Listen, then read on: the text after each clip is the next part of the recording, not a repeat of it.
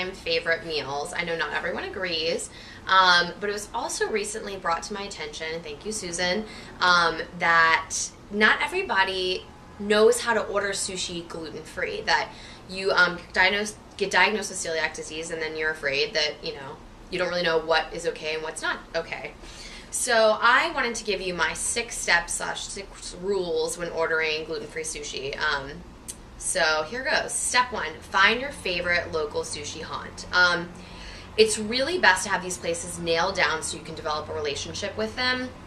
I pretty much grab sushi wherever I, whenever I have the need for sushi, if I'm on the run, whatever.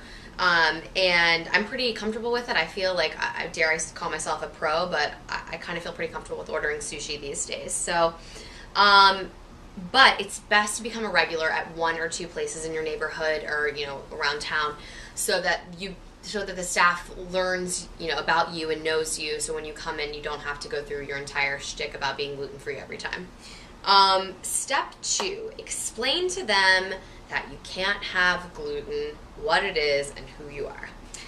This step is best accomplished with a Celiebo gluten-free dining card. They are available in all different languages, so I would say start with that so that, if you are at a very authentic sushi place, you can get past any language barriers that might be there.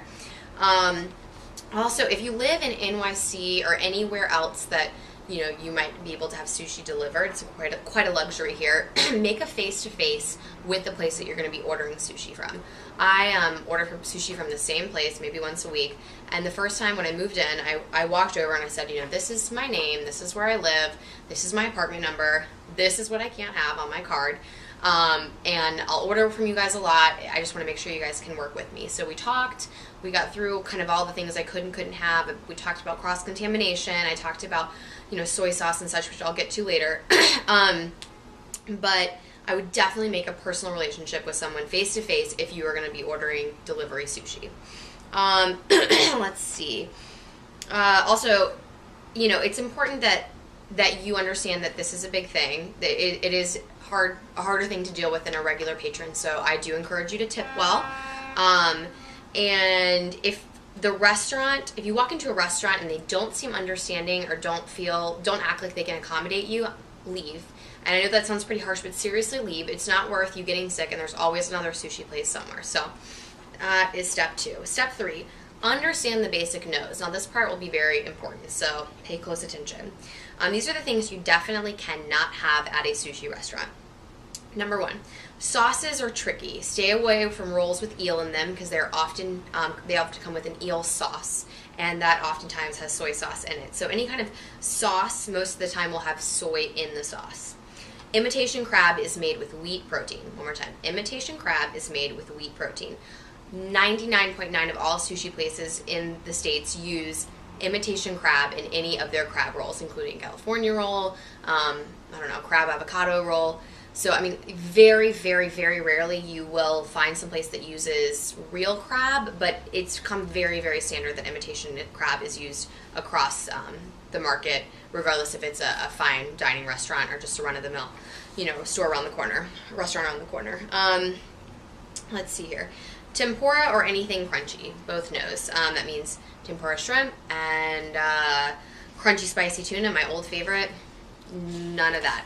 Occasionally it's actually made with rice flour, but it's very, very rare, and I really don't even ask just because it is so rare, and I just kind of ignore it and don't do that.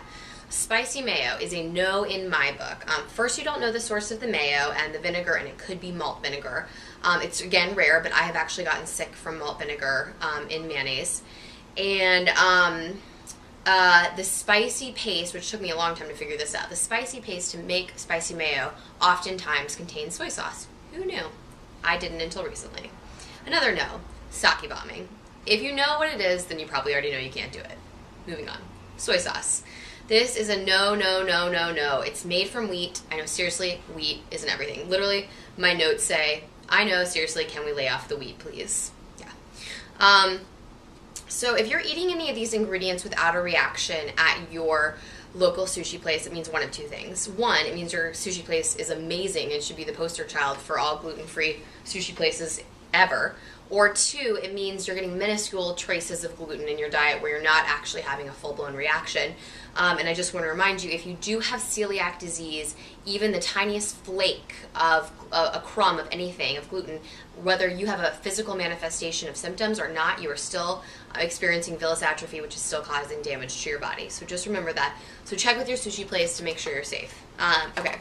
Step 4, bring your own soy sauce. Since pretty much all soy sauce, most mainstream soy sauce, I should say, contains gluten, it's very important to bring your own. I pretty much carry these little Sanjay soy sauce packets with me in my purse everywhere I go, just in case I happen to pop in for sushi. I also will take a bottle of Sanjay soy sauce. Now, Kikoman is making a gluten-free soy sauce.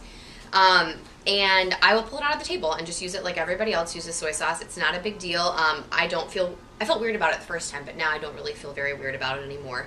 Just remember to carry it in a plastic Ziploc bag so you don't have a soy sauce explosion in your purse. That is not fun. No soy sauce, not a problem. Ask for lemon slices and squeeze the lemon into your little soy sauce dish because the acid in the lemon will actually bring out the salty notes of the fish. Or whatever sushi you're eating, if it's not fish. Step 5, sake is safe except.